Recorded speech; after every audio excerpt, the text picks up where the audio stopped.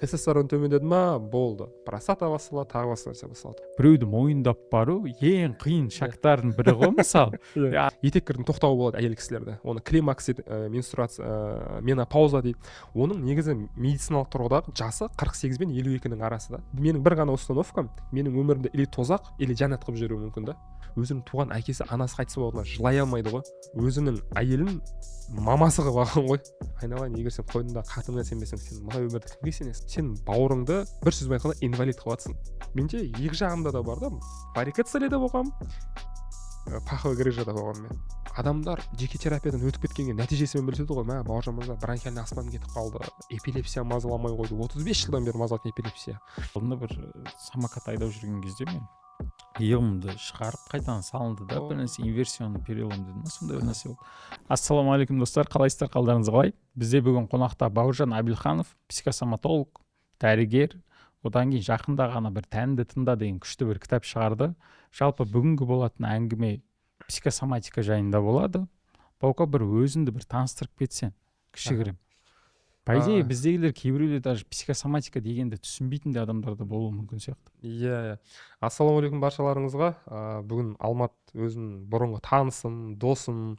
Енді сіздерге сен деп сөйлеген непривычно естілетін шығар, бірақ біздің формат өзіміз отырып шәйшек форматы. Қонаққа шақырған екен, Алланың қалауымен бүгін подкастқа келіп отырық. Өзім таныстырып кетсем, есімім Абилханов Бауыржан, дәрігермін. Одан кейін психосоматика саласында білім алып, психосоматика саласымен жұмыс істеп, өзімді қазір адамдарға дәрігер, психосоматолог ретінде таныстырамын.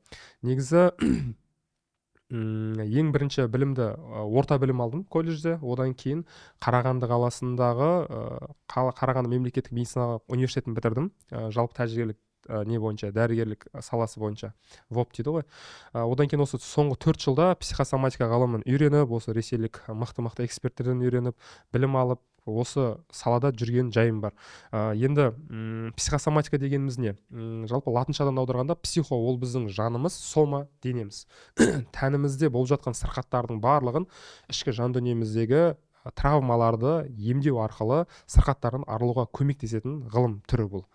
Бұл жалпы адамдар ойлайды, психосоматика өз алдына, медицина өз алдына, психология өз алдына деп.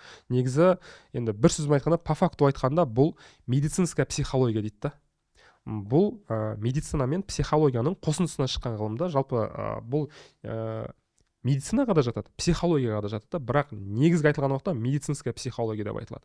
Бізге енді көбісі бұл ғылымды түсіне бермейді. Неге? Соңғы 2-3-4 жылда ғана бізге енді кіріп келіп жатыр. Ал негізі бұл Европада, Германия, одан кейін Россияға кіріп, сөйтіп бізге енді келген жайы бар. Ал бірақ бұл нәрсені, психосоматиканы біздің кезімізден, бұның тарихы негізі Әл-Фараби, Гиппократтың кезінен басталады. Тарихы ұзақ, просто бізге кейін ұмытылып келе жатқан жайы бар да бұл ғылымның. Түсінікті, рахмет Бауыржан. Баука. Біз Баука деп онда бізде жаңа сендегі форматтағы да ұра береміз. Менде получается мынандай бір сұрақ. Бүгінгі темамыз бізде именно еркектердің ауруы жайында болады. Еркектер қандай ауруларымен кездеседі, қандай проблемалары болады, и от начала до конца бүйтіп барлығын поэтапно каждый жеке-жеке айтып өтсек. Жақсы. Енді бұған дейін подкасттарда болдым. Ол кісілердің бәрі әйел кісілер еді. Ютубта көрген шығарсың Алмат өзің. Әйел кісілер енді кімге не тақырып қызық, соны қозғайды. Женский сырқаттар, жаңағыдай измена болсын, бесплодие, бала көтере алмау, әйелдердің несі. Бірақ ер кісілердің тақырыбын көп көтеріле бермейді. Ер кісі тарапынан тек қана жауапсыздық, тағы басқа нәрсе айтылады. Бірақ негізі алып келген уақытта біздің қоғамдағы ең травмированный адамдар еркектер да, әйелдер емес. Мәселе әйелде емес негізі. Мысалы, келін түседі, бала көтермей жатса, келін емдету керек, келін тексерту керек. Бірақ еркек қарамайды, бармайды. Бірақ бүкіл мәселе сол жақтан шығады да кезінде. Енді еркектер ауруына келетін болсақ, қазір ең қатты мазалайтын нәрсе еркектерді. Біріншісі простатит. Өзімен дәрігерлік неғым ғой, саласын оқығам ғой. Өзім әйелім де дәрігер қазір. Өткенде айтады, 40-қа келген скринингтен өтетін еркектердің дейді, 10 еркектің 7-8-інде простата безінің қабынуы бар дейді, простатит. бірақ оны мойындамайды, ол роликқа барғысы келмейді. Ана бір еркектердің бұл тұлғасына ауыр тиеді да, андай эгосына.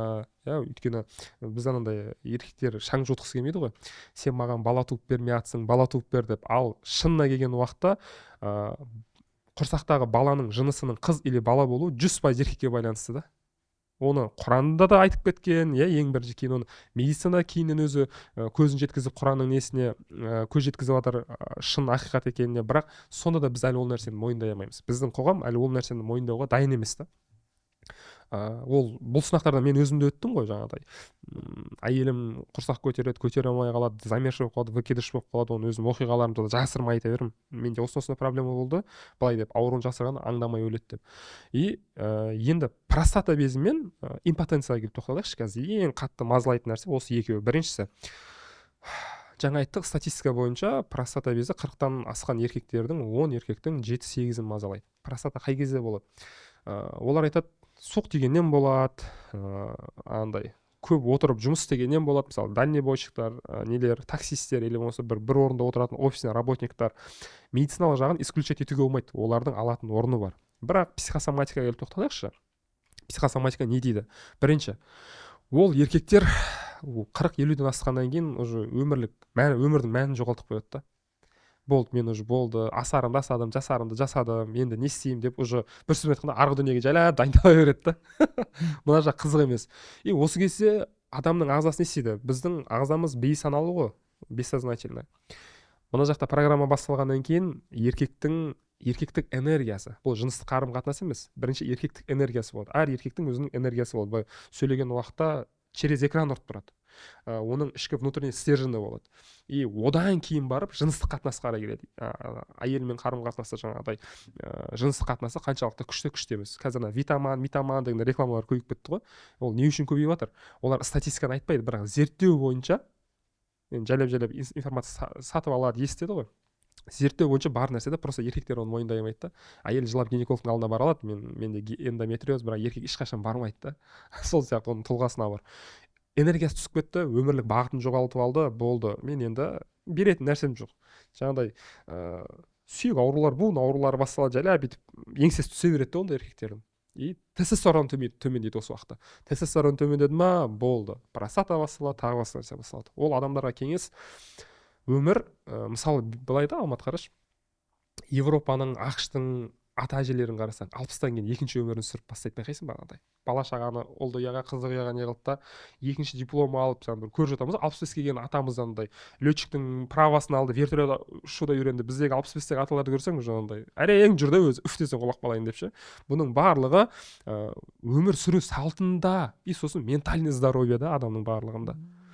Мен мынандай бір нәрсе айтамын да, адамның миындағы, өзі миы адамның денесінің 2% алады салмағының, 800 грамм мен 1,5 килограмм. Мынандай ақ нәрсе да.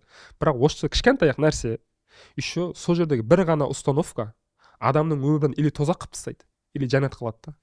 Егер 60-ға келген адам болды, мен өмірім сүріп болдым, асармасам, жасармасам, қайту керекпін десе, болды, ол испатқа кете береді.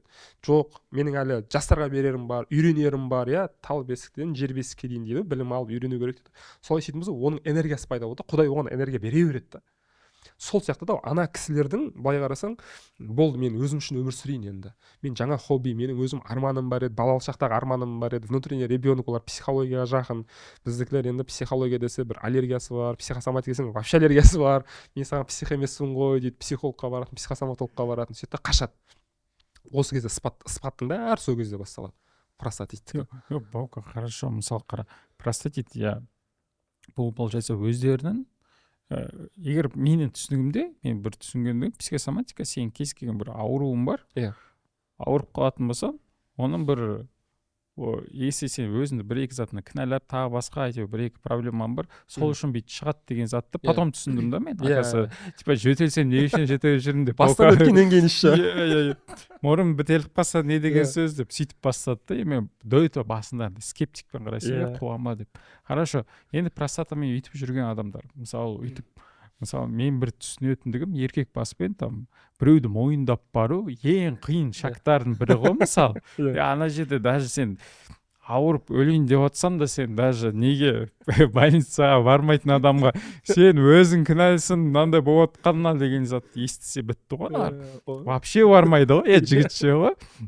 Мысалы білмеймін, ол біздің үйде де сондай ғой. Әкем тізесі ауырып бір нәрсе болып жүрсе де неге бармайды, больницаға бармайды. Отырып өз тізесі бит шұқып әйтеуір одан бит тізелеп жүріп анан бір-екі заттарын өзі реттеп алады да болды нормально деп қояды да қоя салады до конца ғой. И менде де сондай әкем деп өзінше болмай ақ қояйын там бір жерін ауырып қалып бүйтіп қорқасың ғой баруға шындай керек бір ауру шығып қала ма. Еще еркектік аурулар деген вообще қорқынышты түс сияқты ғой реально ғой. Вот ондай болған жағдайда мысалы не істеу керек деген зат қой. Ладно, простатит уже түсінікті болып келе жатыр. Еще ол жас көлемі жасарып келе жатыр. Иә, жасарып өте жақсы айттың. Жасарып келе жатыр. Әдемі айттың. Бірақ олар значит уже болдым деп жатыр ма 30-дан кейін қалай отыр? Өте мынау әдемі кетіп жатыр мына нәрсе да. Өткенде мен Фил Найт деген кісінің Nike фирмасының основателі продавец обуви деген кітабын бітірдім. 3-ші рет оқып жатырмын сол кітапты. 2018-19-да бірінші рет оқығам. Сол кезде Фил Найт 2005-2010 жылдары Стэнфорд, Гарвард университетінен шақырады выступать етуге. Сол кезде қараймын дейді да, жастар дейді, менің өзі 23 жасында основать етіп бастады фирмасын. Менің жасымдағы жастар дейді, бүкіл мүмкіндік бар, информация, мәлімет бар, интернет дамыған заман ғой ол кезде. Біздегі бар Wi-Fi-лар оларда 90-95 жылдар болған Америкада. Оларда бір нәрсе жетіспейді дейді ғой. Оларда оптимизм мен жаңағыдай өзіне деген сенімдік істерін жетіспейді дейді да. Олар бүкіл нәрсеге пессимистичный қарайды. Мүмкіндік тола дейді айналада. Бірақ пессимистичный. Дәл осы установка, міне простата безінің ауруларының, жалпы ол ғана ауру емес, бүкіл аурулардың жасаруына алып келе жатыр да. Қазір мысалы қарасаң, енді ұлы сөздің ұяты жоқ, мен медицинскийде оқығаннан кейін бетіміз ашылып кеткен ғой біздің мынау етеккірдің тоқтауы болады әйел кісілерде. Оны климакс дейді, менструация, менопауза дейді. Оның негізі медициналық тұрғыдағы жасы 48 пен 52-нің арасы да. Бірақ маған жеке терапияға 37-38-ге әлі енді толған әйел кісілер келеді, менде уже менопауза басталып жатыр дейді. Менопауза басталған әйел ол бала көтере алмайды, болды уже. Репродуктивті қасиеті тоқтайды ағзаның, болды. Фолликула шықпайды, еркектердің сперматозоид бөліне береді ғой, әйел кісіде бол бөлінбейді уже. Тоқтап, ойлашы, 37-38 жастағы әйел уже бала тууға қабілетсіз да. Ауыр да ол нәрсе. Сосын жүрек аурулары, давление, бүкіл ауру жасарып келе жатыр қазір. Оны енді жасыратын жоқ қазір. Біздің тамағымыздың несі, ішетін жаңа энергетик, олардың сусынның, жалпы рационның да үлкен несі бар. Бірақ алып келген уақытта тоже ментальныйға бірінші келіп тіреледі.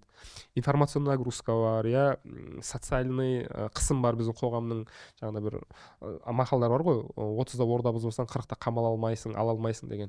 Енді 30-дан асып қойған еркек ойлайды да, болды, мен 30-дағы деңгейіме жете алмадым, мен 40-қа жете алмаймын деп ше.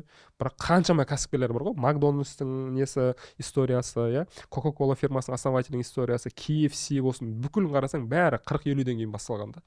Сөйтіп адам өз-өзін шектеп қояды. Жаңа айттым ғой, сөзіме қайтып келейінші.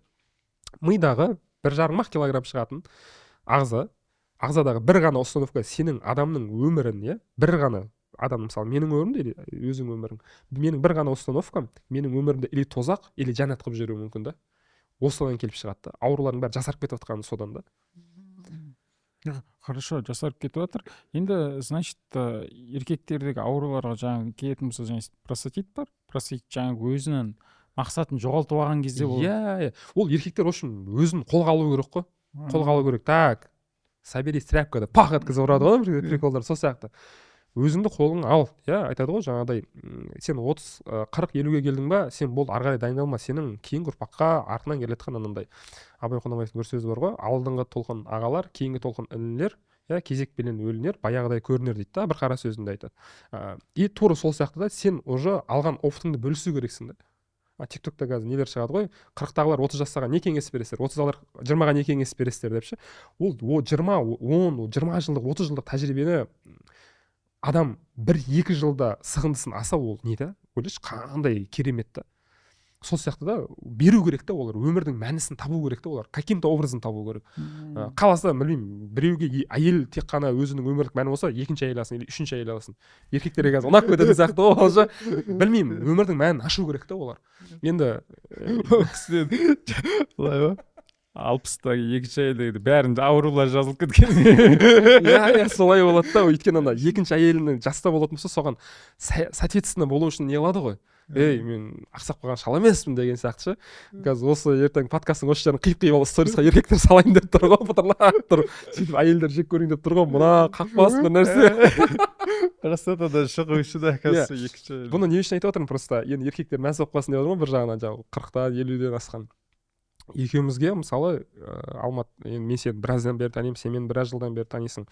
Бізге біз өзіміздің жұмысымыздан өмірлік мән, миссияны таба алған адамбыз да. Мысалы сен де өзің жұмысын қатты жақсы көресің, өзің командаң бар, неше жылдан бері осы жақта келе жатсың, қандай нәтижелерің бар. Мен де солай тоқтамай ұрып келе жатырмық қой, жұмысқа кіріп кеткенбіз да. Ал жұмысын жақсы көрмейтін адамдар, енді ойлашы, ол өмірде не мән көреді енді олар. Өмірдің бір қызығы бала деген, баламды оқуды теріс көрмедім дейді. Абай Құнанбаев тура сол сияқты да. Или сен әйел или бала шағынан неңді аласың да, өмірдің мәнін аласың. Ол каким-то образом алу керексің. Енді мына жердегі әйел кісілер айтуы мүмкін, ой, мына қақпас не деп жатыр, екінші әйел, үшінші әйел, төртінші әйел деп. Енді Алла Тағала 4 әйелге рұқсат беріп қойса, пенде не дейді оған, қарсы шыға алмайды ғой. Енді бұл жерде еркектердің әрқайсысының өзінің духы болып тұрған. Иә. О, бұрынғылар мықты болған ғой, сол үшін алған ғой, не шындығына кетсін. Иә, мықты болған үшеу олардың ілімі болған да. Алматшы бәрі жаңағыдай шариғи Құраннан білім алып, біздікілерге 2 сүренің басын қосамайды, білмейміз осы үшін деген. Әлсіреп бара жатырмық қой, жаман.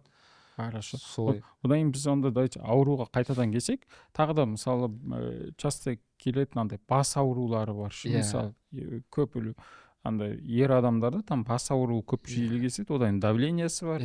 Там андай білмеймін ба бір таңғалатынмын осы кейде үйге үлкен кісіге қонаққа барамыз, чисто апалар ғана бар ғой. Аталардың ешқайсысы жоқ та. Апалар мықты екен деймін, бізде көбісі андай іштей тынып өліп кетемін. Мен бірақ әлі мен көрген адамда қуатша дейді шығар. Бірақ мен көп аталарды көрмеппін, бір андай ауыз ашар кез келген жерге барған кезде осы апалар мықты, четко өйтке болады дейді.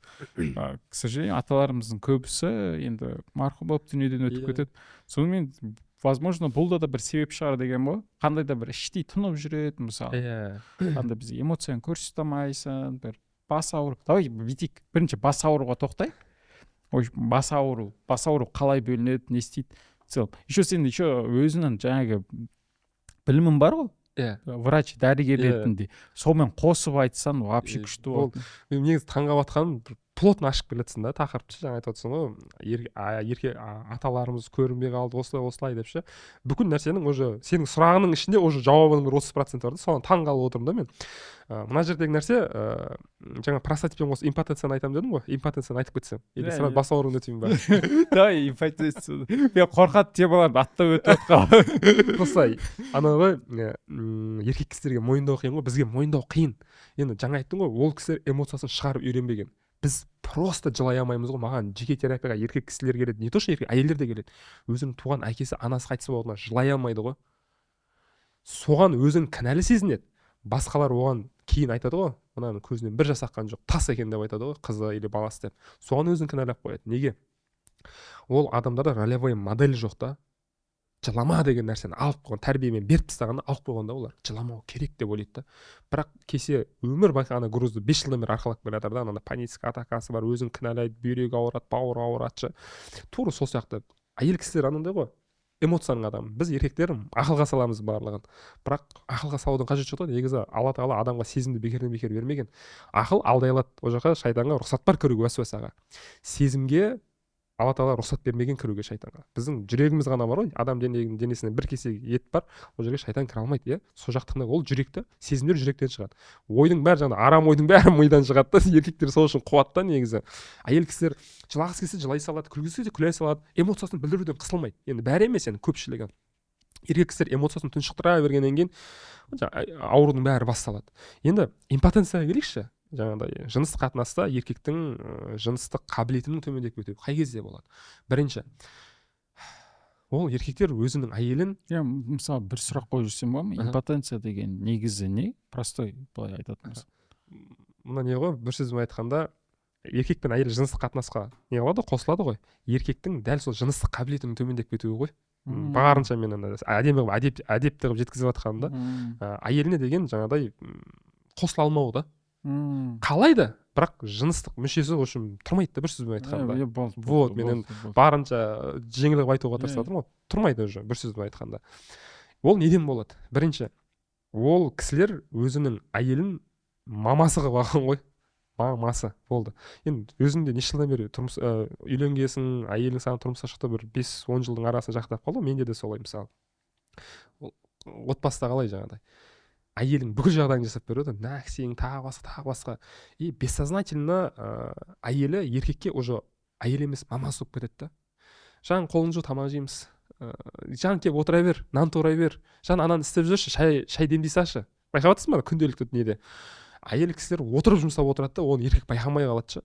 И уақыт өте келе оның бір қамқоршы мамасы сияқты болып кетеді да. И осы кезде мына Алла тағала адамды керемет қылып жасаған, психологияда мидың 2 деңгейін айтады, сана, түпкі сана деп. Сознание, подсознание. Бірақ психосоматика дальше кеткенде ол 3-ші деңгейде қосады, бессознательное. Ол біздің денеміз, бейсана. Енді өзің ойлашы, әйелін анасы ретінде көрген адам, оның тәні өзінің анасымен қалай қосылады? Инцест болып кетеді ғой олар. Бейсаналы. Еркек оны түсінбейді. Әйеліне көңілі суып баратқан сияқты, бір әйелі тартымсыз болып кеткен сияқты, өзіне қарамайтын сияқты. Байқасаң, жаңа айттың ғой, әжелеріміз бүйтіп отырып алады деп. Әйел күшіне ене береді да, уже басқаруға бейім болып қалады да ол. Еркек жаңағыдай, жан отыр қолың жу, жан шай қоя сал, үйте сал, жан үйте салшы, бүйте салшы. Еркек бара ананың әйелінің айтқанына кіріп баратқанын сезбей қалады өзі. И сөйтеді да, бейсаналы тұрғыда блок басталады да, уже аппетит жоқ уже. Жыныс жағынан болды. Екінші жағы болады. Бұл әйеліне ренжитін еркектер, бірақ оны әйеліне айтамайтын еркектерді ауырады да импотенциямен. Әйеліне реніші бар, айтамайды да, сөйтіп оны жазалағысы келеді. Көрейін, мен сенімен қосылмасам қанша уақыт шыдайды екенсің дейді да. Жазалауға тырысады. Бірақ ол еркек өз-өзін жазалап жатқанын түсінбейді да. Жыныстық қатынас, үшін бір сөзбен айтқанда кекс, әйелге де еркекке де бірдей керек та. Ойлайды ғой, мен әйелім жазалап жатырмын, енді бізде не бар, біздің менталитетте шыны керек, жасыратын жоқ. Ер кісілердің жүруі көп ортада норма сияқты көрінеді, бірақ әйелдікі вообще қабылданбайды. Еркектер ойлайды да, мен әйеліммен қосылмаймын, бірақ право-лево жүре беремін. Сөйтсем әйелім өзі жалынып келеді маған деген сияқты жазалап жатырмын деп ойлайды да, и осымен импотенция басталады, ортада көп нәрсе кетіп бастайды. Негізі жасыратын жоқ, мына подкаст көріп отырған кісілер, бізде мынандай сексолог деген нәрсені естісе күліп сразу ұялып қаламыз ғой, байқайсың ғой, сексолог деген нәрсе. Неге? Ол жаман мамандық емес қой, ол жыныстық тәрбиені беретін маман да. Бізде сексолог десе жаңағыдай вульгарно киініп алған, аш киініп алған сондай әйелдер елестейді. Жоқ, ол жыныстық қатынас, жыныстық тәрбие қалай болады? 13-14 жастан бастап қандай тәрбие береді, сол нәрсе. И осы нәрселерді айтсаң қашады да, жоқ, бұл нәрсе айтылу керек. Негізі көп ұрыстың барлығы сол жақтан шығады. Жыныстық қарым-қатынасы нерегулярно болғаннан кейін ше, и сол жақтан кетіп бастайды. Өйткені жыныстық қатынасы аз түсетін еркектердің де мынандай эмоционалды байланысы алыстап кете береді да. И так та бізде қарым-қатынас жоқ. Бір-бірімен сөйлеспейді ғой, еркек пен әйел. Біз ана сөз бар ғой, кезінде карантин кезінде бір WhatsApp-тағы аудиолар шығып кетті ғой. Бір батыстық бір кісі еді ғой. Ай өтпеңіздер. Ана сізге мына карантин тағы тағы біраз созылса, әйелімізге бауыр басып қалайын деп жатыр ғой дейді ғой. Қаяқ қарасаң сол әйел дейді ғой. Мынаның артында приколдың астында біраз нәрсе жатыр да, әйелге бауыр басып қалайын деп жатыр ғой. Мынандай мақалда алған ғой кісілер. Астыңдағы атыңа, қойныңдағы қатыныңа сенбе деп. Айналайын, егер сен қойныңдағы қатыныңа сенбесең, сен мына өмірде кімге сенесің? Әйел айналып келген уақытта сен өзің, мен қазір ең жақын адамым, маған әйелім менің сырымды біледі, мен онымен ақылдасам, біз бірге отбасын құрамыз. Отбасы ол бизнеста, мен еркекпін, күйеуімін, мен равноправный партнермін, әйелім де тура солай 50-50 да. Командасыңдар ғой сендер. Солай өмір сүрген, бірақ бізде кішкене дұрыс емес та жаңағыдай. Сол үшін көп нәрселерді ашылып айтуға қысылғаннан кейін әр адам жан-жақты білім ізденіп, жаңа дұрыс емес жолға кіріп кетеді. Жаңағыдай дұрыс емес сайттардан іздеп кетеді, еркектер жаңа жүріп кетеді сол жағынан. Сөйлесу керек та. Сонымен қарым-қатынасым келеді. И бар нәрсені Құдай бізге беріп қойды ғой, жыныстық қатынас деген нәрсе ол шошитын нәрсе емес қой. Халал нәрсе ғой, сен өзіңнің некеңді қиған, заңда некеге тұрған, ислами тұрғыдан некеңді қиып сен қосылсаң күнә емес қой ол. Зінаны айтып жатқан жоқпын. Тура сол, бірақ бұл тақырыптарды ашуға қашамыз да біз. Қашудың қажеті жоқ, оны айтылу керек та қайтаға. Ол шынымен де кез келген нәрсе, даже кез келген фильмнің өзін сондай бүйтіп көрсетіп қойған ғой. По идее разный. одан кейін мен мына бір затты байқадым да, хорошо, еркек мысалы жаңағы бүйтіп жүруі нормально дедің ғой, қазір, к сожалению, сөйтіп андай хит болып кетті ғой бәрібір. Мен нормально деп отырған жоқпын, нормально көреді біздің қоғамда көп нәрсе. Иә. Міне күні кеше 2-3 күн алдын бір 65-тегі апа жүрді, қызы сұрақ қояды, мамасы жауап береді, еркек жүрсе не десе, ой, ат айналып қазығын табады деп, еркек те келеді, уайымдама, әйтеуір бала шағасына аман болса болды дейді да. Апалардың өзі сөйтіп айтады да, келіндерді қыздар да сөйтіп тәрбие етті. Мына сөзді естіген не қыз бен әйел болды, норма қалыптасып бастайды да. Оны осы жерге кейін шыға жүрсек болады. Осы 2-3 күн алдын бір апа бір 70-ге келіп қалған, 70-тен асып кеткен. Үш ана нәрсені айтады, мама дейді, егер шұғыл нәрсе болса, сен келіннің бөлмесіне тақылдатпай кіресің ба дейді да. Әрине кіремін, неғып кірмеймін, менің үйім, келін қайта қысылып жатсын, менің үйімде болғанда да көп нәрсе дұрыс емес неғанда. И сол жерге мен комментарий жазып жібердім да, келініне осындай қарым-қатынас жасайды да, бірақ қызына айтады, бөлмеңнің есігін құлтап ал да, енең рұқсатсыз кірмесін деп айтады. Көріп отырсың ба? Тәрбие қандай да? Қызым сен менікісің, ішінен шыққасың, келін сен бөтенсің, шеттету. Бұндай нәрселер көп айта берсең, қаныңды қарайтып жүреді, шынын айтайын. Жоқ, баука, ол жаққа кірмей-ақ қой. Маған ана зат қызық болған. Хорошо, енді, значит, ол налево жүреді деген сөз, белгілі бір нәрсені жұқтырып, мына жаққа семьяға алып келеді ғой. Мысалы, ауырды и так далее болды. Содан бір мысалы осындай ауру шықты.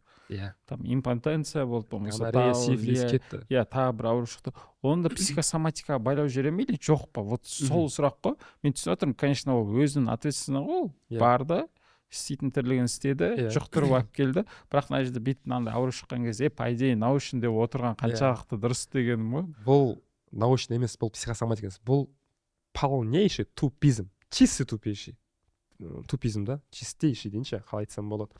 Өйткені мына нәрсені түсінікші, маған көп адамдар сұрақ қояды да, мысалы, Бауыржан мырза, мынаның психосоматикасы бар ма? Мынаның психосоматикасы бар ма? Мен құлап қалдым да, аяғым сындырып алдым, психосоматикасы бар ма? Айналайын, сен көзіңе қарап жүрсейші бірінші. Содан кейін құламайсың, оның психосоматикалық себебі жоқ қой. Түсінемін сені, егер анандай жиі қолыңды сындырып алатын болсаң, аяғың машина анандай айтады ғой, мен өмірім біртүрлі болып кетті, что-то жолым болмай кетті дейді ғой.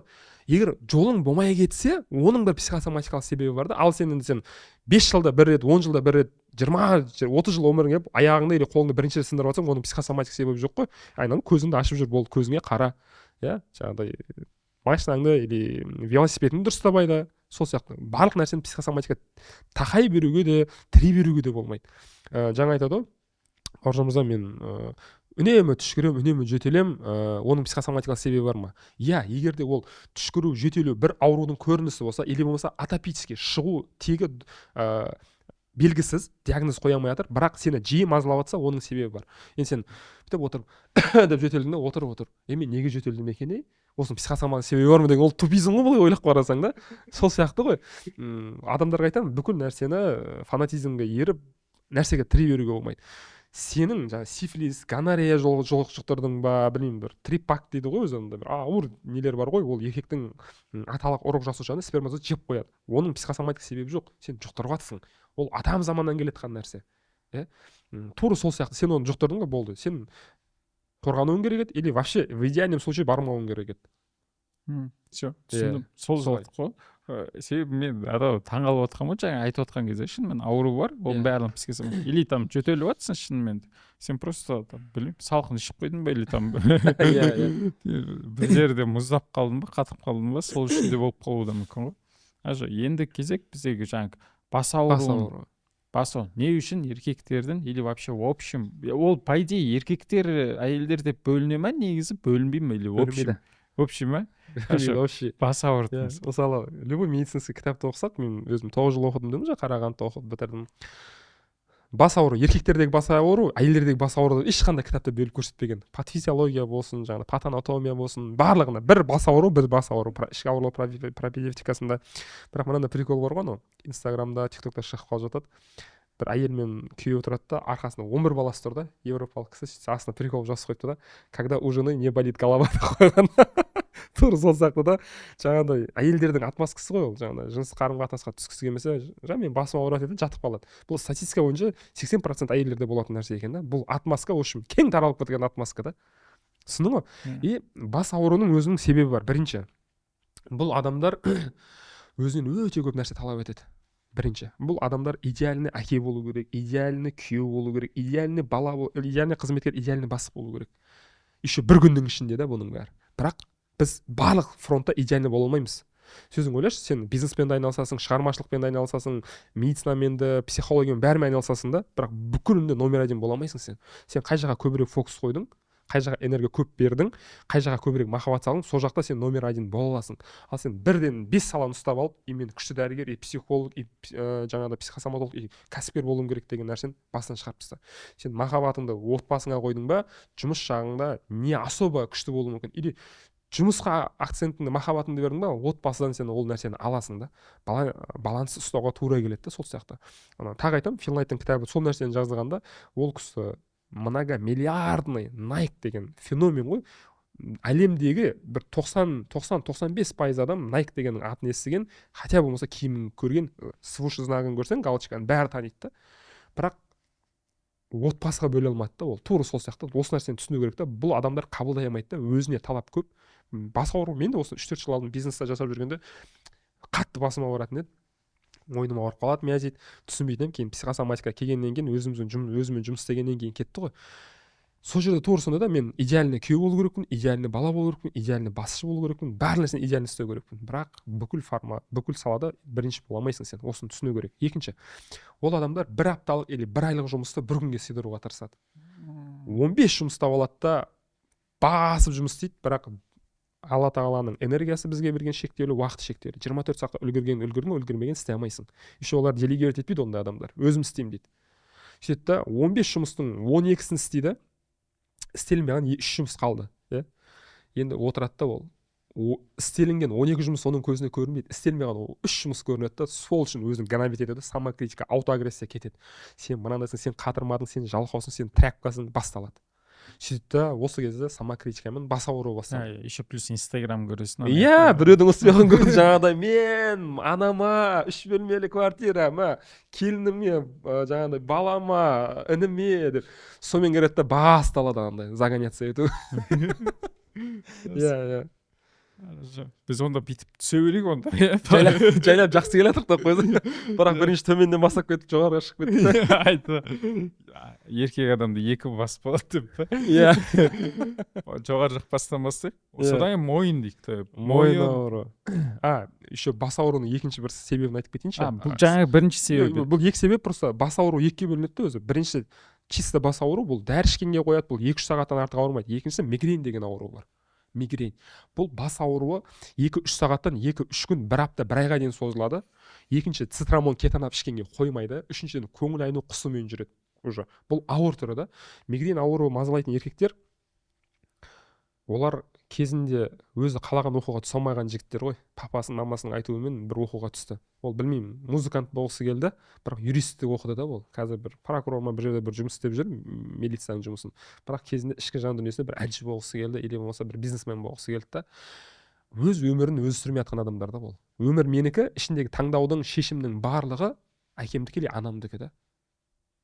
Бұл қазақи менталитеті біз жақта, оңтүстік жақта өте көп. Ойлайды да, ата-ананың разылығы, Алланың разылығы келсем, бірақ өмір сенікі ғой. Сенің өмірің үшін Құдай ата-анаңнан не алмайды ғой, спрос алмайды ғой. Сенен алады, өмірің қалай сүрдің, ақшаңды қалай таптың, өз қалауыңды істедің бе, істемедің бе. Ол адамдар өзінің қалауын шетке шығарғаннан кейін өзіне ауру тілеп жатқанын білмейді да. Сөйтті мигрень ауруына келеді. Өз өмірін сүрмей жатқан адамдар да. Өмір менікі, бірақ таңдау менікі емес. Өзі ұнатпайтын жұмыс істейді, өзінің қалауына қарсы шығады. Сөйтті жаңағыдай қиналып жүреді ортада. Сосын екі ортада өзін гнобить етіп қояды. Иә, түсініп отырмын. Себебі маған бір андай мысал есіме түсіп кетті ғой, андай 2 мысалды қояды. Бірінші 30 жаста, в общем, стабильный жұмыста істейді, адвокат болып істейді, сонымен әке-шешесіне ренжиді ғой. Сендер неге мен өзім қалауыммен жібермедіңдер, сендер таңдаған оқудым, өстідім, істедім дейді. Хотя успешный. Я хотя успешный, я тоже осыны айтады. Өзің таңдауың ғой деп әке-шешесі айтады да қоя салады. Екінші случай болады дейді, наоборот, өз таңдауымен өмір сүрген, там официант болып, ақшасы нормально сөйтіп жүреді. Бірақ әке-шешесіне барып ренжіткенде, что-то сендер неге маған нормально оқуға түс, бір адвокат бол, жұмыс тап деп айтпадыңдар деп. Өз таңдауым ғой, ата-анасы жүргенше епте алмайдыдар, әйтеуір басарсақ та алмаймыз, басармасақ та алмаймыз деп не қылып жатқан шығар. Хорошо, мигренді түсіндік. Енді мой потихоньку былай жайлап мойынға кетейік. мойын ауыр жаңа айттым ғой мен. Маған по идее арқа қызық болып тұр. Арқа Арқаны бірінші айтып жіберші, одан екі жауырын ортасы ма? Иә. Одан кейін қайтадан жоғары. Жақсы. Потому что менде часто ауырады. Вот реально. Менде бір андай бір нем бар. Шынымен постоянно ұстап қалады. Жаңа бас ауруы сенде жиі бола ма, болмай ма? Сенде болу керек бас ауруы. Бас ауруы болады енді жұмыста андай кипиш болып жатқан кезде. Или потом менде андай сияқты андай барлығын бүйтіп контроль ұстаймын деген кезде басталды ғой. Мынау бір әйтеуір чик-пик. Мен қалағандай болу керек деген уақытта, стресс үлкен нәрсе. Сынады бәрі. Өйткені бас ауруы кәсіпкерлердің почти 98-99% мазалайды да. Еще олардың лобный долясы ауырады көп бөлігі. Бұл алдыңғы лобный маңдайлық бөлік көп ойланатын адамдарда, шешім қабылдау қиын, бірақ көп ойланатын адамдарда ауырады. Ал мигрен басты айналдырып қысып ауырады, сақина тәрізді. Енді арқа ауруына келейікші. Екі жауырын ортасының ауруы, арқа ауруы. Бұлар мынау арқалауы бәрі жүктіші. Тастаймайды. Ана жауапкершілікпен жүк өзінікі емес. Туған туысыныкі, ата-анасыныкі, олар бәріне көмектесу керек. Бауырына да көмектесу керек, қарындасына, күйеу баласына міндеттеп тастайды өзін, шектеп тастаған. Бұл үйдің тұңғыштарының ауруы деп айтамын да мен. Ана білесің ба? Тұңғыштарына 18, 20, 25-тегі бауырларының арқасына іліп қойды ғой. Мына бауырларыңа қарас, мыналар үй. Ана бауырлары жауапкершілік алмайды да, өмірінде бір жетістікке де жетпейді. Әйтеуір проблема болып қалса, братаны шешіп бере береді, бір сөзбен айтқанда. Ондай бар шығар. Өйткені ондай жолда мен өзім үйдің тұңғышымын, ол нәрседен мен де жүріп өткем да. И жауапкершілік көп, екі жауырын ортасы ауырады да, оны тастау керек. Ағзасы айтып отыр, жаным әшейін, сен міндетті емессің. Бауырыңа көмектесуге сен, жақсы бауырлық махаббатың бар, бірақ өзіңе зиян тимеу керек. Сен денсаулығыңа зиян тимеу керек. И адамдар ойлайды ғой, бауырыма мен көмектесу, мен оған қамқорлық күшті көмектесе жатырмын. Жоқ, сен бауырыңды бір сөзбен айтқанда инвалид қылатсың. Ол жауапкершілік алмайды, жұмыс істемейді, жетістікке жетпейді. Ол барлық нәрсені саған беріп қойған. И сөйтеді жүреді ол. Бүкіл жауапкершілік өзінде. И ол адамдарда қосымша бас ауырады, одан кейін давление болады ол адамдарда. Высокое давление. Өйткені андай ғой, высокое давление психосоматикасы мысалы. Енді сен де ауылда өстің, мен де ауылда өстім, тракторға жаңа тележканы баяу не қылады, жалғайды, жүк салады да, трактор нормально тартып кете береді жаңа 1 тонна, 1,5 тонна.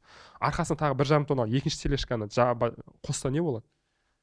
Конечно, ауыр буксовать етеді. Тура ол адам буксовать етіп жатыр. Тарта алмай жатыр да.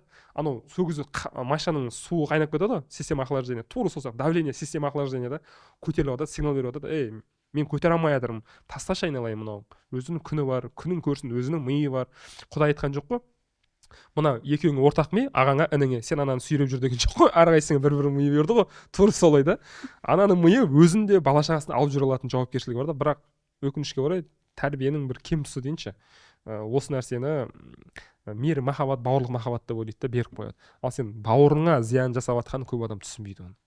Өкінішке орай. Хорошо. На жақ бітті бізде. Арқа бітті. Енді иық, мойын мен иық, иә? Мойын мен иық. Жаңа айттым ғой, мойын менде көп ауыратын еді деп ше, миозит деп. Мен ойлайтын едім өзім. Миозит тартылып қалды, суықтан, душтан кейін кондер ұстап қалды, терезені ашып қалды. Бастар бүйтіп бұрылмай қалады. Резкий болды, тағы басқа жоқ. Мен айтамын ғой, кейін түсінемін ғой, ни хрена подобного деп айтамын да. Айып етпейсіздер, егер бұндай сөзді көп естімеген болсаңыздар. Мойын ауруы бір беткей қырсық адамдарда болады. Олар өзінің айтқанынан басқа ешкімнің айтқанын қабылдай алмайды. Менікі болса дейді. Менің айтқаным болу керек, менікі болу керек. Олар өзгенің ойын қабылдай алмайды, өзгенің идеясын қабылдай алмайды. И одан кейін ол адамдарға арқасына қарау психоэмоционалдық тұрғыда қорқынышты, ауыр. Өйткені арқамда не болып жатқаны маған қорқынышты. Мүмкін біреу жамандап жатыр. Мүмкін арқасында жеке өмірінде бір оқиғалар болып жатыр. Оларды көретін болса, ол ауыр бір нәрсені мойындау керек болады да. Білмеймін. Мүмкін керек емес сезініп қалатын шығар, мүмкін өзін, мүмкін жаңағыдай жауапкершілікті алып қойып бауырына зиян келтіріп жатқан болуы мүмкін, иә. Үшінші нәрсесі бар, ол адамдар өмірде болып жатқан сынақтарға, жаңа сынақтарға тез бейімделіп кете алмайды. Адаптация жоқ та. Кәсіпкерлер адаптивный адамдар болады ғой. Bir сынақ шығады да, проблема шығады да, шешіп тастауға тырысады. И шешіп тастайды оны адамдар. Ал мойын ауыратын адамдар оны шеше алмайды да, неге? Бұлай болмау керек еді дейді да. Мен қалағандай болған жоқ. Ал сахабалар кезінде не деді? Менің қалауым болса 1 рет қуанамын, менің қалауым болмаса 10 рет қуанамын дейді. Неге? Алланың қалауы болды дейді да. Біз осы нәрсені аламадық та. Мен де бүкіл нәрсені контрольда ұстауға тырысамын. Тырысып өмір сүретінмін да. Жіберіп бастайсың. Құдай Құдайға тәуекел етесің, сенбесің, я раббым, мен саған сендім, болды, барлық мен дүниеге әкелдің, сен маған жамандық қаламайсың, сен маған тек қана жақсылық қалайсың, сенің қалауыңда маған хайыр бар, болды, жібересің, осы кезде кетеді. И осыны жібере алмаған адамдар, оған қосымша не болады, мойнынан бөлек шаш түсуі басталады. Олардың шашы көп түседі и ағарып бастайды. Шашты ұмытып кеттік қой, иә, шашты ұмытып кеттік қой. Шаш не үшін ағарады, не үшін көп түседі? Екі-ақ себебі бар. Біріншісі стресс, уайым, екіншісі жаңағы нәрсе. Бүкіл нәрсені контрольда ұстауға тырысу. Хорошо. Негізі шынымен де ол еркектерді өте частый проблемалардың бірі сияқты, шынымен жаңағыдей алады. Хорошо, ол былай кетті. Мен арқада ауырайын деп қалдым. Ауыру жайында негізі очы сөзге оламайды. Қиын бізге, бәрі қиын. Қиын бізге. Еще мойындаған келмейді ғой. Менде де бірнеше таныстарым нелерім бар ғой, тоже эксперт психолог. Саусағым бір нәрсе болып бүйтіп шығып кетсе, сен мынадан деп бүйтіп жазады, оқығың келмейді шет. Еще бір андай білмеймін ғой, бір жерін ауырып тұрса, сен мынадан ауырып жатсың деген затты естуші кәдімгі мойындау. Иә, лучше жазылғаннан кейін айтсам жақсы ма еді деп ойлаймын. Рас қой. Біреу басы ауырып жатыр, сен мынадан деп ше. Или үйде өтіп әйелін айтады, сен что-то осындай басым ауырып жатыр, сен мынадан ауырып жатсың деп айтып көрші, ол жерде не работает та, ол жерде. Или шынымен де әке шешен болады, мысалы үйде маманың басы ауырып жатса, сен значит бәрін контрольда ұстап жатсың десең, Құршақең алсы енген деп тұр ғой. Ташкенмен ұрып. Сен басың ауырсын дейді шығар, батямызды. Реально хорошо. Былай кеттік, біз бәйдей бас дегенде де өте көп заттарды өткізіп кеткен сияқтымыз. Жөтелі бар, мұрындық бар. Может, оларды или отдельно етеміз, или чисто қазір еркектердікін өтіп шығамыз? Давай бір чисто еркектердікін өтіп шыға, кейін қызық болып жатса қойсын. Еркектер кейін оқырмандарға қызық болып комментарияда сұрап жатса, мына ауруға алып кетті десе, мүмкін екінші выпускты түсіруге де болатын шығар. Себебі көп та, біз жаңағы біз анда обширно бүйтіп өтіп кеттік та, ол детальдары көп екен ғой. Мына жерде көзде бар, мұрында бар, ауызда бар, тамақта бар, в общем жетеді ғой былай. Шынымен де мысалы арқа десек те ол там ішкі органдары бар ма, тағы да жетеді. Мен ойлап отқаным, қазір онда чисто еркектердікіне тоқтасақ, тағы қандай частый нелер бар? Еркектерде болатын нәрсе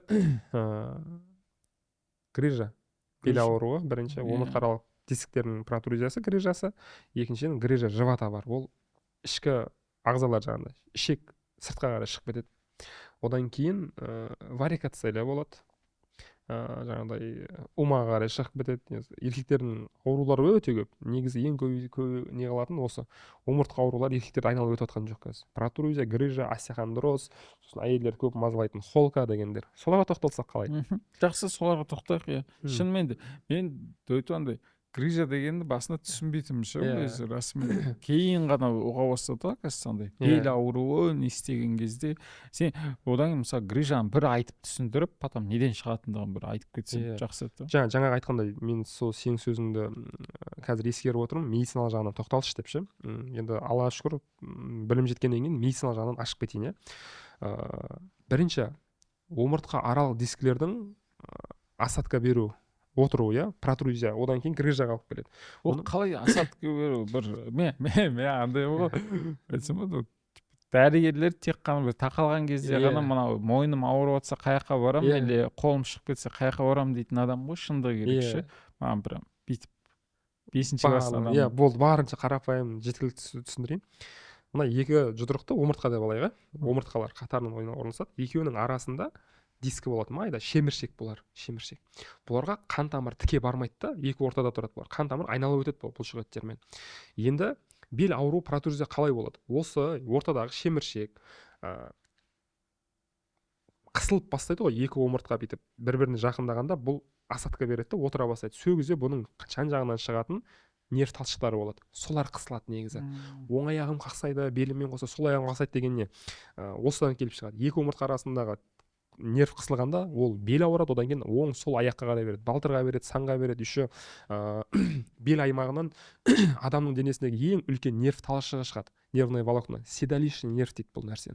Ең үлкен сол қысылып бастайды. Сөгізі аяқтар саннан бастап неге қарай ауырады. Мен неге деп айтатым, өйткені протрузия мен грижа менде болғанда мен өзім басымнан өткізгенмін оны. Осыған психосоматика келмей жатып өте қатты қиналғанмын, 3-4 жыл бойы қатты қиналғанмын. сол кезде қысылып бастайды. Медициналық тұрғыдан бұның бірнеше себебін айтады. Бірінші, қоректену аз болды, қан тамырлары қанмен қамтамасыз ету нашар болып жатыр, белдегі бұлшықеттер әлсіреп кетті дейді. Екінші, травматический болады, жаңағыдай бір нәрсені дұрыс көтермей қалады, ауырды дұрыс көтермейді, осы нәрседен келіп шығады. Үшіншіден, уже қан тамырымен келетін жаңағыдай витаминдер дедік қой, осы нәрсе и шеміршек тінінің, сүйек пен шеміршек тінінің өзі ослабиться етіп кету. Мысалы, мен өзім кішкентай кезімнен холодец деген нәрсені өмірімде жемеген адаммын, жей алмаймын ол нәрсені. Холодец именно осы нелерге, шеміршек тіндерге қатты не береді, гибкость, эластика береді да, эластичность береді. И медициналық тұрғыдан осы себептерін айтады. Бірақ ешқайсысы 100% көрсеткіш емес. Бұл медицина бір 3-4-еуін айтады да, міне осы нәрселер. Егер бұл нәрселер болмаса ше, психосоматиканың есігі ашылады. Бұл уақытта сіз қағаз басып тық кіруге бола ма? И психосоматика оның 4 себебін айтады. Айта берейін ба? Біріншісі, бұл адамдар жеке өмірінде ақшамен байланысты проблемалар өте көп. Қазір кімде жоқ? Аны көріп отқан почти 99% қазақта бар.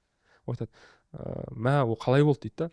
Бұл адамдарды страх бедности, ақшасы қалып кетем деген қорқыныш қорқытады. Өмірінде ақшамен байланысты проблема болмауы мүмкін. Долларовый миллионердің де белі ауырады да. Неге?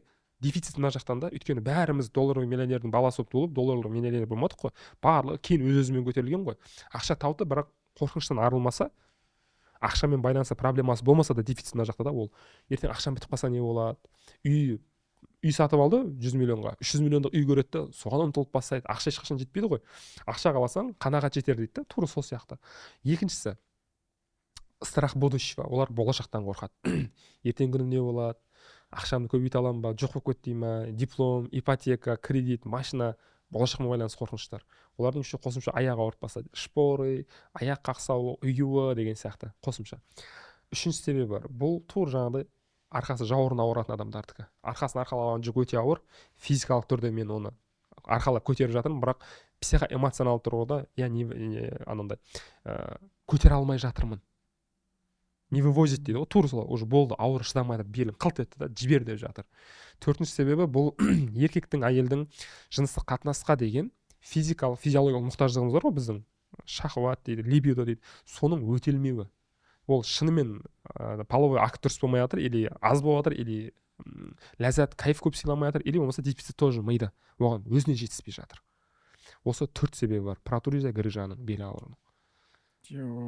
Менде осы екеуі болған. Белде ауырып кетті. Түскен сайын ауырып жатыр десең. Түскен сайын, ойласа барлық аурулар да бір ұқсап кетер ме екен, даже сондай екен байқаған. Хорошо. Ол белдікін хорошо тоқтадық. Одан мен тағы бір зат сұрайын деп едім. Не бар еді тағы? Менде вроде мен жас кезімде, я помню, жас кезімде деген өзім әлі қазір жаспын ғой. Все-таки бірақ анда кейде ұйқыдан тұра салған кезде аяғымда бір тамырлар бүйтіп жиналып қала беретін ше. Ол потом жоқ болып кетті, білмеймін қай жаққа кеткендігі. Қанша уақыт алдын болды осы? Аяқ ұюы. Аяқ ұю емес, тамырым бүйтіп тартылу, постоянно басу қиын, кішкене. Еще мына балтырдың тұсында прям бүйтіп жиналып қалады ғой, бүйтіп андай комок болып ше мынандай. Анау кәдімгідей біраз тұрасың ше оны. Еще ұйқыдан тұрасың кезде тағы басқа көп ұстайтын да. Қазір қойды. Қай аяғың еді? Есіңде бар ма? Сол ғой деймін. Сол аяқ. Үйленген кезде ме, үйленбеген кезде ме? Үйленбеген кезде ол. Маған негізі анау стримға кіремін ғой, тиктокқа деген адамдар бір сұрақ қояды да, мен жауап алады ғой, қашып кеткісі келіп тұрады да, мен ұстап аламын, тоқта, кетпе деймін да. Мен білемін ғой. Мысалы, анемиясы бар адамдардың низкий давление азайтады, ол анемиясын айтады, низкий давление айтпай қашып кеткісі келеді да. Өйткені бір проблемасын тауып аламын да мен оның. Бауыржан мырза, сіз мені танымайсыз, қаяқтан бүкіл проблеманы ішімдегін біліп қойып жатсыз дейді да. Солай болады. Қазір примерно мен не үшін сұрап жатырмын, үйленді, үйленбеді деп. Аяқ бізге екі функция атқарады денемізде. Бірінші, бізді денемізді тіктейді. Аяғымыз болмаса, біз денемізді тік тұра алмаймыз. Екінші, А точкадан Б точкаға апарады, психосоматикалық тұрғыдан бұл нені білдіреді? Бірінші, мен аяғыма нық тұрған жоқпын. Болашаққа байланысты қорқыныштар бар. Біріншісі. Екінші, менің мақсаттарым жоқ. Қайға кетіп баратқан білмеймін әйтеуір. Мұрат Әбділ айтады ғой жаңа, сылп-сылп етіп жүре бермеңдер, қылп-қылп деп тұрыңдар дейді ғой. Өмірдің ағысы жүректің қағысы деп жүре бермеңдер дейді ғой. Бірінші, мақсаттарым жоқ. Или мақсат бар, әрекет жоқ. или мақсат та бар, әрекет те бар, бірақ әрекет мынандай да, ол әрекетке не то что басқа сенің өзің көңілің толмайды да, осы екі нәрседен шығады. И үшінші нәрсе бар, не үшін сол оң деп жатыр. Адамды вертикально екіге бөлетін болсақ, бізде оң жақ сол жақ болып бөлінеді. Психосоматика бұл жерде оң жақта ер кісілермен, сол жақта әйел кісілермен байланыстырады. Сол үшін сұрадым ғой жаңағыда, үйлендің бе, үйленген кезің бе, үйленбеген кезің бе деп. Мүмкін үйлену жайлы ойлап жүрген кезің, мүмкін өзің жүретін қызыңмен сол кезде бір нелер болды ма, жалпы болашақпен байланысты жаңағы екі мәселе шығады ғой, и ол әйел кісімен байланысты болып тұр да сенде, скорее всего болған сол уақытта.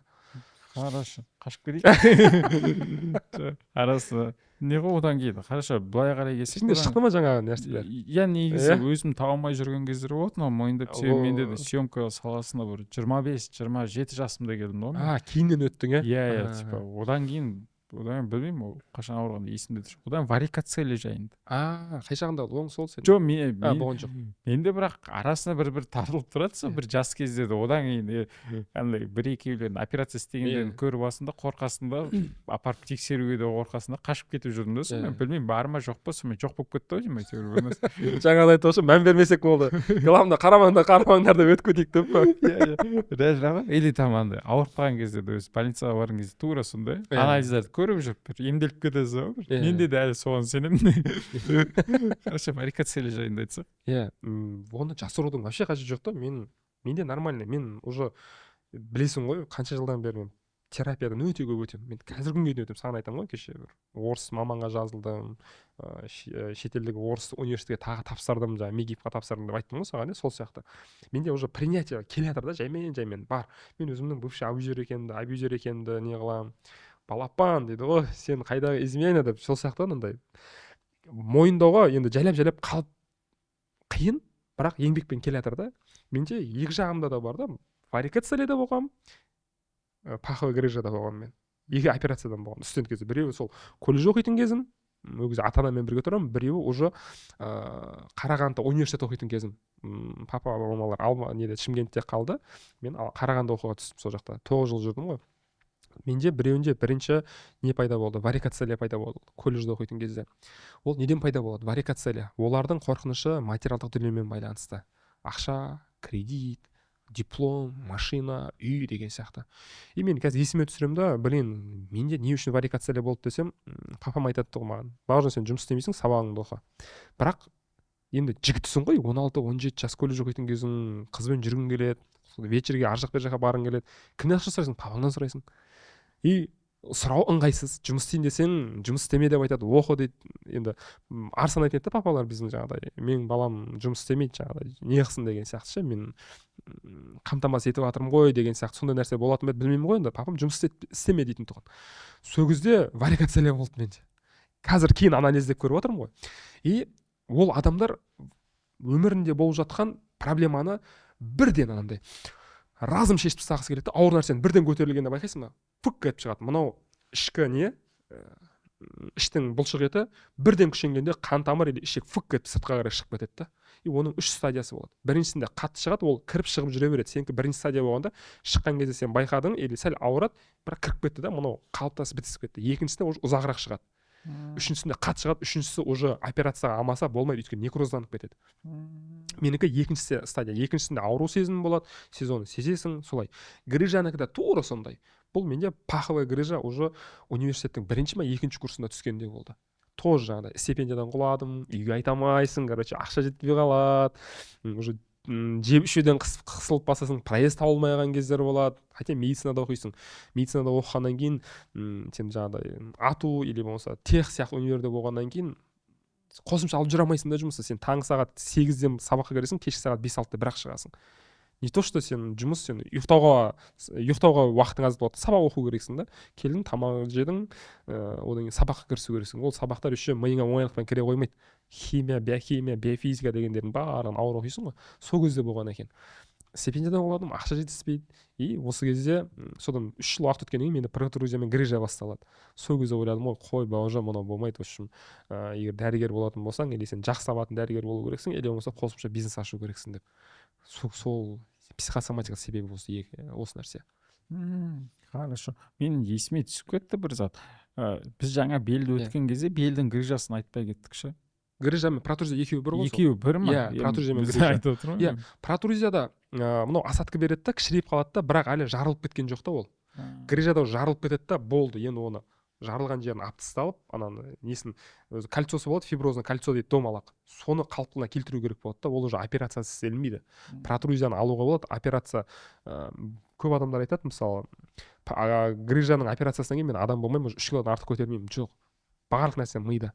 Өзіңізбен жұмыс істесеңіз, операциядан кейін де спокойно ауыр көтеріп өзіңізді ретке келтіріп алсаңыз болады. Өйткені мен көрдім ғой, бармаған жерім қалмады сол кезде. Доктор Бубновский, массаж, мануалист, анау мынау бәрін көріп шыққам. Қалай психосоматикаға келдім, содан кейін о болды, конечный станция дедім. Болмаса әлі сол қуып іздеп жүре беретін едім. Жаңағыдай жүр ғой біреулер, аппарат қояды, жіппен тартады, ұрып атады. Ондай нәрсеге барудың қажеті жоқ негізі. Өйткені бұлшықеттер стресіп тұр. Оны тартқанмен олар қайтадан жиналып қалады да. Баука, шынымен де мен одан мына кітапты қарап шықтым. Кітапты қарап шыққан кезде бұл жерде барлық аурулардың тізбегі былай жазылып тұр да, кәдімгідей. Жүйемен іші, барлығы полноценно, кәдімгі сен қай жерін ауырып жатыр, мына жерде справочник сияқты.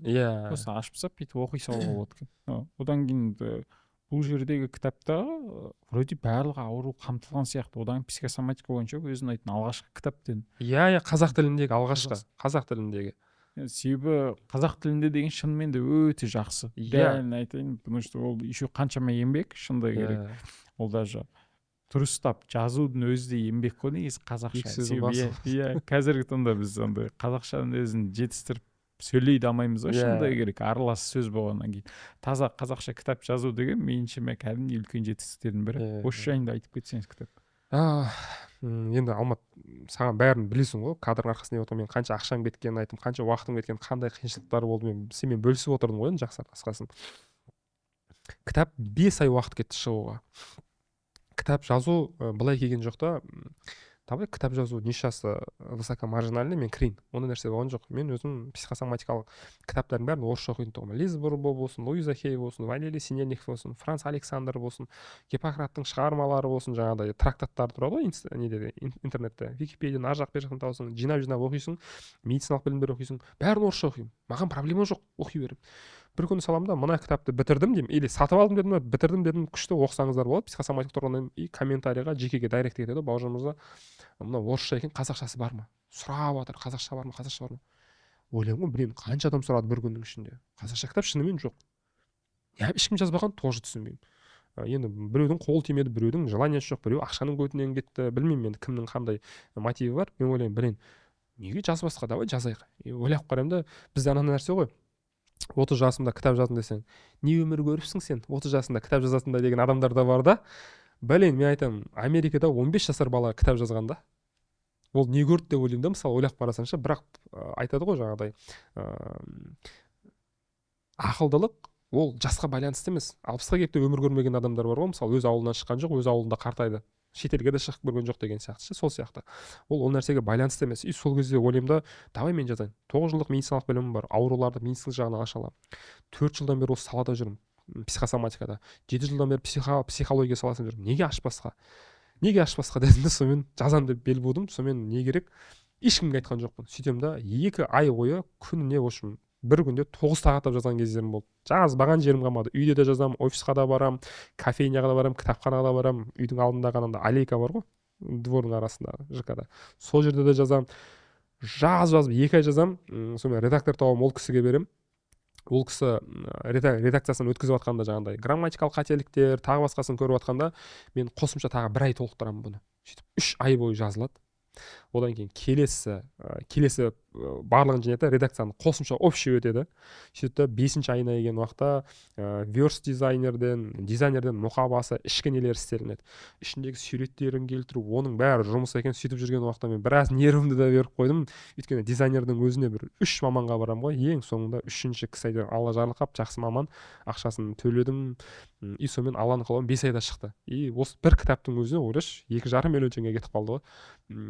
Өзімде де өмірімде жаңағыдай белгілі бір оқиғалар болып жатыр еді. Өзің естідің ғой, мен бір ДТП-ға түсіп, өмірден енді бір өлімден қалған кезім деп ше. Сөйтіп ол шықты, сонымен Алланың қалауымен шықты.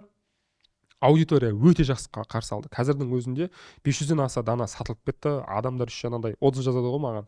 Каспиге жазады, Каспи магазинге, дайректке жазады, TikTok, Instagram, WhatsApp көремін де, еңбегі ақталды деймін ғой, короче. Өйткені жеке терапия, мен қазір өзім жеке терапиям арзан тұрмайды ғой, өзің білесің ғой. Жеке терапияға келген уақытта мынандай нәрсе болады да, сен адамдар жеке терапиядан өтіп кеткенге нәтижесімен біліседі ғой. Мә, Бауыржан мырза, бронхиальный астмам кетіп қалды, эпилепсия мазаламай қойды, 35 жылдан бері мазалайтын эпилепсия, варикозное расширение вен, аяқтағы операцияға келмей қалған, операциядан шығып кететін нелер жазылады. Екінші рет тұрмыс құрдым, бақытты өмір сүріп жатырмын, біріншісі абьюзер болды, осылай бала көтердім, 7 жылдан бері бала жоқ, 5 рет 6 рет эко жасадым деген алғыстарын айтқан уақытта білейін деймін ғой, мұны төлеген ақшасынан больше кайф береді ғой, рахат береді ғой. Өйткені пайғамбар салам не дейді? Сендердің ең жақсыларың басқа адамдарға пайдалы болғандарың дейді хадисінде. Абай Құнанбаев не дейді? Өзі үшін еңбек қылсаң, өзі үшін оттаған хайуанның бірі боласың. Адамзаттың қарызы үшін еңбек қылсаң, Алланың сүйген құлының бірі боласың. Жаңа хадиске барып тіреледі. Сол кезде түсінемін ғой, білем, осы нәрсе екен ғой деп ше. Өйткені адамның айтқан алғысы ол мүлде басқа нәрсе. Өзің білесің ғой, эксперттермен жұмыс істегенде, мә, Алмат мырза атып кетті, мынанша подписчик дегенде, ема деп қаласың ғой, тура сондай ощущение екен да. Кітапты өте жылы қарсы алды, өзіме қатты ұнады. Неге? Мына кітапқа мен полный душамды салдым ше. Білмеймін, бұған дейін қанша курстар болды, тренингтер ұйымдастырдық, басқа нәрсе, обучениялар өткіздім, бірақ мына кітап сияқты махаббатымды беріп жасаған нәрсе ол кемнен кем да. Өзімді қазір дүниеде ең қатты жақсы көретін балам, өзім тұңғышым, бір балам бар, одан кейін мынау деймін ғой, менің балам сияқты да, осы білем, бәр нәрсені салдым да бұған ше, уақытым, вниманием, әйелім айтады, әйтеуір менен қатты жақсы көретін сияқтысың ғой деп. Солай. Жақсы, керемет. Расымен де кітап жайында толық ақпарат астында тұрады, если что, адамдар танысып көреміз десе, барлығы вообще идеальный, күшті. Менде мынау бір сұрақ, Баука, тағы бір кітаптан былай резко шығып кетейік. Мен бір таңғалдыратын, мынау бір алдында бір самокат айдап жүрген кезде мен иығымды шығарып қайтадан салынды да, бір нәрсе инверсионный перелом деді ма, сондай бір нәрсе болды. Бірақ сол кездегі бір состояние есімде да, мен когда самокаттан кетіп жатқан кезде бір өзімді бір нәрсеге кінәладым ба, бір нәрсе болды шы, бір өзі, содан кейін сразу құладым ғой мен. Мен оны кейін анализдеп қарадым да, бет не үшін бір мынаны дұрыс істемеген сияқтысың деген сияқты бір ойлар кетіп жатқан кезде құладым ғой мен. Сосын кейін ойлаймын да, осы нәрсе негізі әсер ете ме шынымен? Мен обесценивать етуге болмайды, үйтуге болмайды, өзіңді оценивать етпе, сен Құдай оценивать етеді деген сияқты айтқанға жеңіл ғой. Бірақ мына заттар шынымен әсер ете ме? Не істеген дұрыс дегендей ғой тем. Әсер етеді. Мен жаңа таңғалып отырғанымша, Алмат, сен сұрақ қоясың, сұрағының ішінде бір жауабының 30% бар да. Уже қазір сен сұрақ қойдың, ішінде жауабы бар негізі. Жаңа айттық қой, аяғымды қолымды шығарып алсам не деген сияқты ше.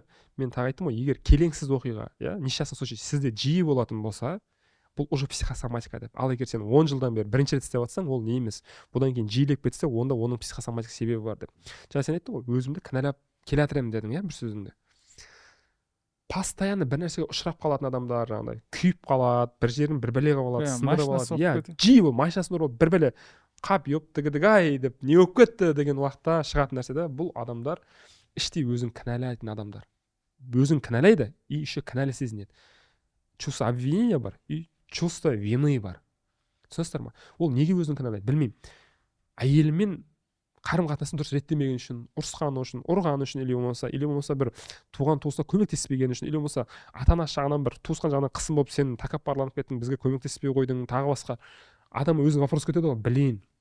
Мен шынымен жақсы адам бола алмай жатырмын, мен шынымен жаман адаммын ба деген бір, мен бекер көмектесе салуым керек еді. Адамды ары қинап бастайды ғой, ар ожданы. Осы кезде болады да, ол адам бейсаналы тұрғыда өз-өзін жазалайды да, барады да, амп етпе жерге барып құлайды да, жиздухадағы ше, қарат кеп, қаңқ еткізеді, сарат кеп, санқ еткізеді, ағат кеп, қойшы дейді. Сол сияқты да, ағат өзі болады да, уже жазасын өзі береді да, болды. Сөйтіп жүріп, неғаннан кейін ауырып жатады да, и байқадың ба, ана сезім кетіп қалды ма болғаннан кейін, тәубеңе келдің, мына болды да, тынышталды да, мен уже ақымды бердім да, дейді да, ары қарай. И сонымен тынышталады. Бұның барлығы сен оны саналы түрде түсінбейсің. Сен қазір байқаймын да, сен уже өзіңмен жұмыс істеп жүрген, терапиялардан өтіп жүрген, психологиялық кітаптар оқып жүргеннен кейін сенің уже сұрағының өзі компетентті дұрыс та. Айтасың ба? И анализің күшті сенің. Ал бұны басқа терапияға бір рет бармаған адам 3000 теңгеге кітапты алып оқып көрмеген адам оны түсінбейді. ол кете береді, ұрып кете береді, тәнін тыңдай алмайды да, ол мына кітаптың сыртына жазғанда ұрып кете береді да. Түсіндің ғой сен, анализ түсіндің, сезіміңді точно отчетливо айтып тұрсың, чувство вины өзім бір жаман сезініп бастаған едім. Одан кейін тура осындай сезім келген кезде или машина соғып қалады, андай бір еще қазақта сөз бар ма, бір айландырса шыр айландырады дейді ғой, бір анау бір зат былай қадалып, мынау екі үш былай бәрі бір жиналып келеді ғой бір. Бірақ в основном барлығы сол кезде байқадым да, шынымен. Қайда өзіңді кінәлай бастадың. Хорошо, одан кейін бізде жақсы, оны айттық. Енді жігіттердің тағы қандай аурулары бар негізгі? Жігіттерде қандай бар? Енді маған келетін кісілердің 90-95% әйел кісілер, қыздар, әйел кісілер, еркек кісілер өте сирек келеді. Олар келсе де лудоманиямен келеді, тәуелділікпен келеді. Или лудомания, или есірткіге тәуелділік. Қазір шығып жатқан түрлері көп қой. Мен өзім оны білмейді екенмін, қолданып көрмегеннен кейін. Түрлері көп, жаңағыдай скорость бар, меф бар, анау бар, мынау бар. Одан кейін жаңағы араққа тәуелділік. Бірақ менің алдыма келген 10 адамның 2-і или 3-і, ары барса 4-і ғана өз еркімен келген. Жауапкершілік алып, Бауыржан мырза, менде осы нәрсе бар, шын айтамын, отбасының берекесі қашып кетті. Өзімен жұмыс істемесем, балалардан ұят, 5 бала шағам бар, 3 бала маған қарап отыр уже. Арылғым келеді дейтін адамдарда нәтиже өте, Аллаға мыңда бір өте жақсы. Кәдімгідей сол өз еркімен келген 3-4 адамның барлығында 90-95% жағдайда 100% жағдайда нәтиже болады. Сырқатынан арылады, тәуелдігінен арылады. Мен өзім кейстарым бар, бірақ олар барлығы, мен олармен бөлісе алмаймын да, анонимді да олардың барлығы. Олар өздері де жазбайды маған. Әйелдері, мамасы жазады. Бауыржан мырза, осылай, Бауыржан балам осылай отыр. Өзінің кәсібін ашты, дүкенін ашты, стройматериал дүкенін ашты. Өзі дәрігерлікке жұмысына қайтты. Одан кейін машиналарға сататын, чехол анау сататын дүкен ашты. Қазір саудам жақсы, сөйтіп бөлінеді. Жазады, мен оларды салып та қоямын, рұқсатын сұрап. Ал көбісін 10 адамның 6-7-ін или әйелі, или мамасы сүйрек береді, или папасы сүйрек береді. Балам осылай отыр. Мен олар звондайды, бірінші хабарласа сөйлесем, өзінде қалау бар ма? Иә дейді. Онда кесін. Осылай, егер қалау бар ма десем, көндірем дейді. Келеді дейді. Мен аға или тәте. Олай болса нәтиже болмай қалады. Кейін менен сұрамаңыздар, енді қанша пәленбай ақша төлеп отыр. Оларға бір сеанс аздық етеді. Кемі 3 сеанс, 5 сеанс жұмыс жасаймыз. Ал жаңағы өз жауапкершілігімен келген адамдар 2-3 сеанс жеткілікті. Олар уже ішіндегі мәселесін тауып арылса болды да, ұшайын деп тұрған адамдар да олар уже. Мен жай ғана көмектесем болады. Сөйтіп келеді, Алланың қалауымен арылып кетеді. Бір күнде 8 миллион, 10 миллион теңгеге қадалып қалған, еркектердің тілімен айтайыншы, қадалып қалған жігіттер болады. Машинасын залог өткізіп жүріп, ұтқызып қойған адамдар келеді. Сол кісілер кейін Алланың қалауымен кәсібін ашып, жақсы болып кеткен кісілер бар. Барлығының шешімі балалық шақтағы травмалар. Біреу мамасынан таяқпен оқтаумен қан жоса болып таяқ жеген, біреуді жаңағыдай тағы бір нәрсе, үшін көп деген мәселе, ашылмаған көп деген нәрсе. Оның бәрін айта беруге де не қылмаймын, айта бергім келмейді. Өйткені көп, 1000 тағдыр көресің ғой. Алматшы, мен өзім 2000-нан аса жеке терапия өткіздім ба, ол 2000-нан аса адам өтті деген сөз. 2000 адам үшін мен небір тағдыр көрдім да, естім, жұмыс істедік, ұқсастары да бар, ұқсас еместері де бар. Алланың қалауымен, бірақ тфай өте жақсы нәтижелер. Ең қазір індеті осы. Еще мен саған бір қызық бір статистика айтайын да, осыдан бір 3-4 ай алдым, менің алдыма статистика шығып қалады ғой. Бүкіл әлем бойынша букмекерлік конторалардың 2024 жылға табысы ма или оборот шығар, $160 миллиард ғой, ойлашы. $160 миллиард. Бүкіл букмекерлік конторалардың несін іздесең. Блин, ол ВВП бойынша есептесең, ол неше мемлекеттікінен асып кетейін деп тұр да, былай ойлап қарасаң. Илон Масктың несін айналдырып жүрді ғой, бір жылда. Ойлашы. Еще не, без расхода. Без расхода. Андай не ғой? Магазин деген шығар. Ештеңке шығармайсың, істемейсің кәдімгі ауадан. Иә. Былай қарап отырсаң, рекламаға ғана ортатын шығарсың, а так. Еще онда сол букмекерлік конторалардың рекламаласа Қазақстанның кейбір киноларынан мықты шығады, ойғансаң, шығып қалып жатады ғой алдында рекламалар ютубтан ар жақта. Әлі күнге дейін көп қой. Бірақ өте опасный індеттердің бірі сияқты. Иә. Пайғамбар салам айтады ғой, жаңағы сөздің арасын айттым ғой мен, күнәдан сақталу аздық етеді, одан алыс жүру керек деп. Сенің ондай адамдардың ортасы сондай. Кезінде футбол бірге ойнаған, қызыққан, сөйтеді да, анау Тоттенхэм забьет, ЖБ бір бәле, мен естіп қаламын ғой, бір өзім терминдер бар, ЖБ забьет, ставка деген, ЖБ бір бәле, көтердік, бір нәрсе сөйтіп айтып жатады ғой. Сондай ортада жүрген адамдар ғой. Бәрі кезінде нормально спортқа деген махаббатпен басталған. Мен де спортқа қызығамын, мен де боксқа қызығамын, UFC сен де көресің ғой, мысалы, иә, мен өзім бокспен де айналысқанмын, ұнайды да, бірақ мен ставка тікпеймін, мен чисто спортивный интерес. Олар уже спортивный интерес емес уже. ол уже тәуелділік. Еще оларға айтсаң, жоқ брат, мен көтеріп алам, менікі жай ғой, 1000-2000 теңге ғой, мен анау сияқты бүйтіп қадалып жатқан жоқпын ғой дейді. Сөйтіп кіріп кетеді. бір жылдан кейін қарасаң, әумин аллахтар, уже обратный жол жоқ та уже олар үшін. Өкінішке орай, ана Алматыда бір кісі жүрді ғой, өзінің бір бүйрегін сатпақшы болған черный рынокқа. Сөйтіп ұстап алған. Бізде оны нәрсе запрет етілген ғой, черный рынок деген нәрсе жоқ қой ол. Жаңағыдай полиция қызметкерлері немен ұстап алады да. Өзінің бүйрегін сатып жүр. Безысходное положение болды, жоқ. Не істейді басқа? Өз-өзіне қол жұмсап жүреді. Ал өкінішке орай одан шығу жолы бар. Жұмыс жасау керек онымен. И аз уақытта кетпейді еще. Маған есірткіге тәуелділікпен де адамдар келді да. Өкінішке орай нәтиже болған жоқ ше. Неге? Тоже жаңағыдай мамасының, әйелінің айтуымен келеді.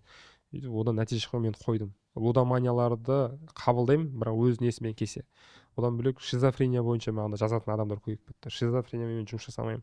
Вот именно такие осы шизофрениямен психиатрлар жұмыс жасайды. Ол жаңағы ақыл есі дұрыс емес адамдармен. Шизофрения это уже диагноз да, психиатр. Ал психологтар айтады ғой, мен жынды емеспін ғой, психологқа баратын. Психологқа сау адамдар келеді. Сен де, мен де бәріміз барамыз. Психиатрға вот ақыл есі дұрыс емес үшін ку дейді ғой, жаңағы сондай адамдар бар. Бірақ лудоманияның несін мен бұл кітапқа жазған жоқпын. Алдағы уақытта мүмкін шығар, бірақ мына кітап қазір біздің өмірімізде кездесетін бауыр ауруы, ұйқы без ауруы, өт, бүйрек, бас, грыжа, протрузия, қандай женский сырқаттар, бесплодие барлығының емі жазылған. Мен өзім дәрігерлік қызметте жүрген уақытта университет оқығанда біздің практика ерте басталып кетеді ғой. Бірінші курстан практика басталады ғой бізде негізі. Бір семестр оқыдың, сразу больницаға барасың. Укол салу, тамырға түсу, содан бастап үйренеді. Бірақ күрделене береді да, хирургия, акушерияда жүресің. Сол кезде көретінім, дәрігерлер емдейтін уақытта олар емдеуге қиналмайды, диагноз қоюдан қиналады. И айтады, бауыржанымызға сонда мына кітабыңызды оқысақ, сырқатымыздан арыла аламыз ба дейді, дәрісіз. Бұл әр тақырып 3 блоктан тұрады да, мына жердегі әр тақырып. Мысалы, просто мынаны айтайыншы, протрузия ауруы. Бірінші физикалық блок, медициналық жағына тоқталып кеткен, себебі анықталады. Екінші психоэмоционалды блок. Бұл психосоматикалық блогы. Бұл жердегі проблеманың бәрі шығып тұр. Осы блокты оқып бастағаннан адамдар истерияны жүріп бастайды. Неге? Өйткені өзінің шығу тегін ауруының шығу себебін неғып бастайды. Одан кейін үшіншісі арылу жолы. Ментальный блоктың арылу жолы. Пайда болу жолын оқыдың, психосоматикалық себебін оқыдың, арылу жолына арнайы техникалар, тапсырмалар берілген. Сол жаса ауруынан Алланың қалауымен 100% арыла алады. Бұл жердегі адамның сеніміне келеді. Тағы айтамын ғой, бір ғана ми, бір ғана установка өміріміз или тозақ, или жәннат қылады. Сіз медицинадан емделем десеңіз, емі сол жақтан шығады. Психосоматикалық емделем десеңіз, сол жақтан шығады.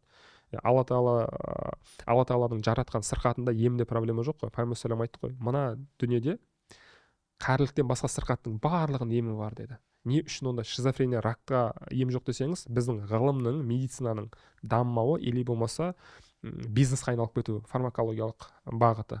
Екіншені психосоматикалық тұрғыдан. Ол адамдар бұл психосоматикалық тұрғыдан ем ала алмаймын деген убеждение болса, бұл кітаптан убеждение, ол ем ала алмайды. Сену керек те, Алла Тағала ниетке береді ғой. Сол сияқты. Сондықтан да кітапты алып оқыса, өте керемет. Уже маған қанша отзывтар келді, астмамнан арылдым, мынадан арылдым деген сияқты жұмыс істесе болады. Ал кейбір кісілер болады, диагноз ауыр. Оларға мен айтамын, или жеке терапияға келіңіз, или ондай адамдардың психология, психосоматика қызығушылығы уже оянып кеткенде мен обучение өткім келеді дейді. Или обучениеға келіңіз. Обучениеде 3 ай уақыттың ішінде қанша терапиялар жүргізеді олар, қанша өздері терапиядан өтеді, сырқатынан арылып өтеді, еще осы саланы меңгеріп шығады. И басқа адамдарға көмектесе алады. Мына кітапты алып оқыған адам ойлайды, бауыржан мырза, осыны алсақ біз адамдарға сіз сияқты терапия өткізе аламыз ба? Жоқ, бұл кітап өзіңізге ғана көмектесе аласыз. И анаған көмектескіңіз келсе, сізге береді, ол оқиды. Сөйтіп көмектеседі. Ал сіз басқа біреуге көмектескіңіз келетін болса, лучше обучениеға келіңіздер деп айтамын. Мен өткенде айттым ғой, кітап шыққан уақытта 15 шақты адам қолқалап алып қойған жоқ. Обучение өткізіңіз, хотя мен осыдан 1,5 жыл өткізген екем соңғысын. Менде онда қатты не болған жоқ. Обучение өткізем, ойбай, ақша табам бір деп. Сонымен жақында басталды, осы бүгін ертең 3-ші сабағы болады ол кісілерде.